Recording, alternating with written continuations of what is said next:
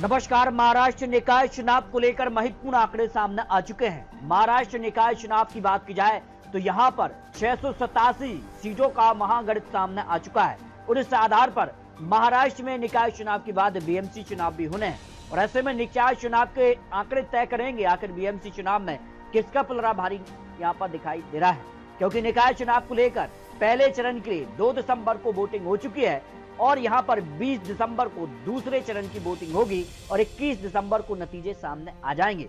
लेकिन पहले फेज में आखिर किसका पलड़ा भारी नजर आया? 264 नगर परिषद नगर पंचायत के चुनाव यहां पर हो चुके हैं और ऐसे में इन सीटों को लेकर क्या महत्वपूर्ण आंकड़ा सामने आ चुका है, क्योंकि पहले चरण में भी बम्पर यहां पर वोटिंग देखने को मिली है। पहले चरण में जहां 67.63% यहाँ पर मतदान देखने को मिला है और ऐसे में यहाँ पर पहले फेज को लेकर जो आंकड़े हैं वो चौंकाने वाले सामने आ रहे हैं, क्योंकि इसके बाद बीएमसी चुनाव यहाँ पर होने जा रहे हैं और बीएमसी चुनाव पर इसका सीधा असर यहाँ पर देखने को मिलेगा।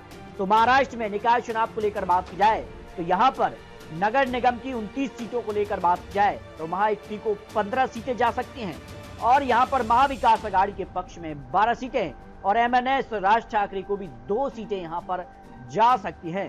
जबकि जिला परिषद की 32 सीटों की बात की जाए तो महायुति को 24 सीटें सबसे ज्यादा मिल सकती हैं और महाविकास अघाड़ी को 8 सीटें। एमएनएस का यहाँ पर खाता खुलता नजर नहीं आ रहा है।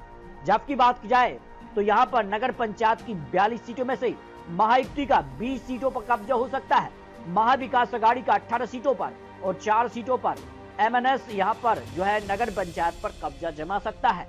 जबकि बात की जाए नगर परिषद की 248 सीटों में से तो महायुति को 130 सीटें और महाविकास अघाड़ी के पक्ष में 108 सीटें, 10 सीटें एमएनएस के पक्ष में भी यहां पर जा सकती हैं। जबकि पंचायत समिति की 336 वार्डों की बात की जाए तो महायुति को 185 और महाविकास अघाड़ी को 133 सीटें और अन्य के खाते में 18, एमएनएस के खाते में 18 सीटें जा सकती हैं। और अगर बात जाए तो यहाँ पर निर्दलियों के पक्ष में भी यहाँ पर सीटें जा सकती हैं। जो बाकी की सीटें रह जाती हैं 687 सीटों में से एनडीए को 374 सीटें जा सकती हैं और महाविकास अघाड़ी को 200 यहाँ पर 79 सीटें और एमएनएस को यहाँ 20 से 34 सीटें जा सकती हैं और अन्य निर्दलीय के पक्ष में भी यहाँ पर सीधे तौर पर कई सीटों पर जीत की संभावना यहाँ पर दिखाई दे रही है। और ऐसे में बात की जा रही कि महाराष्ट्र निकाय चुनाव के आंकड़े चौंकाने वाले यहाँ पर आ सकते हैं, लेकिन ज्यादा सीटों पर एनडीए का पलड़ा यहाँ पर भारी नजर आया है। तो महाराष्ट्र निकाय चुनाव के बाद बीएमसी चुनाव की भी तैयारी तेज हो चुकी है। महाराष्ट्र में बीएमसी चुनाव इस बार निर्णायक माना जा रहा है, क्योंकि यहाँ पर बात की जाए तो यहाँ पर कह सकती है महायुति और महाविकास अघाड़ी के बीच इस बार सीधी टक्कर दिखाई दे रही है।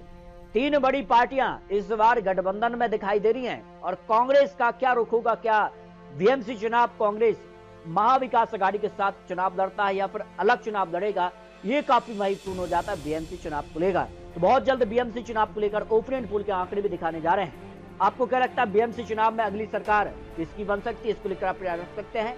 मिलते हैं और लेटेस्ट और नए आंकड़ों के साथ, तब तक लीजिए जब